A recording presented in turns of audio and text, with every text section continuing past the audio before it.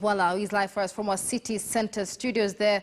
Into the inquest of the late Kenei's death, 4 members of Deputy President William Ruto's office are expected to be questioned about the mysterious murder of Sergeant Kenei. Let's bring in Franklin Voila. Franklin, what more do we know about these individuals that have been zeroed in at this time? All right, thank you very much, Michelle. Just as you've put it, that in the course of this week, we are actually expecting at least 4 officers or staffs from the Deputy President's office are expected at the Directorate of Criminal Investigation to be summoned just to shed light on the ongoing probe in the murder of the late Sergeant Kenei.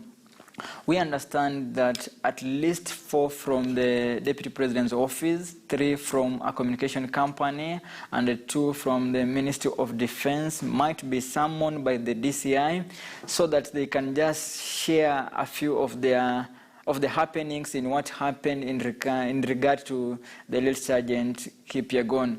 The 4 were expected today at the DCI headquarters, but in the morning we were there, but they were not yet at the CID headquarters. We managed to speak to the head of homicide and the head of serious crimes unit, that's Korea Ubada and Martin Nyuguto, who are holding brief for the director of criminal investigation, who is away on official matters.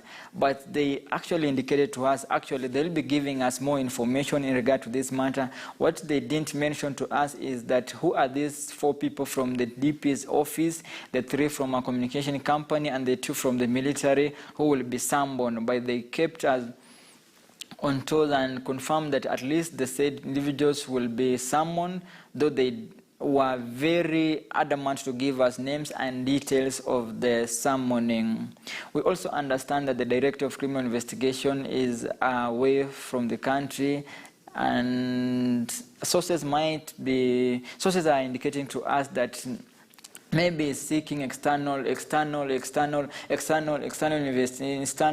into this matter. If at all, he can get the help from the FBI to help him do a parallel investigation into this matter and come up with their own investigation. But that will be confirmed to us in the later of the day. Well, even before you continue with that, we understand from the investigations, according to DCI boss George Kinoti, that Kenei's killers were well known to him since they went as far as deleting his phone data. But as of yesterday, we understand the DCI had not sought call logs from any of the mobile service providers. Do we know why this is so? Okay, I've read an article that was alleging that the DCI so far has not been able to speak to any of the communication companies to help them retrieve data from Kenei's phone. But it is good to understand that the Directorate of Criminal Investigation has their own independent criminal intelligence system whereby my data, your data, and anyone else's data is stored there. They have the military intelligence team, they have the national intelligence team. Those are the 3 key things that plays a key role in matters to do with extracting communication and data from anyone's phone. If at all they want my data or your data at any time, they can just get that.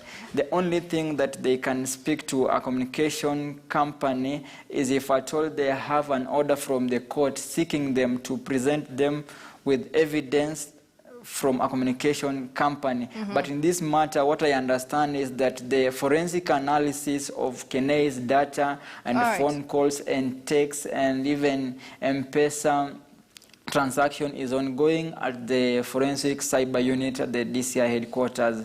So I don't think maybe at this particular moment the DCI will be interested in speaking to a communication company.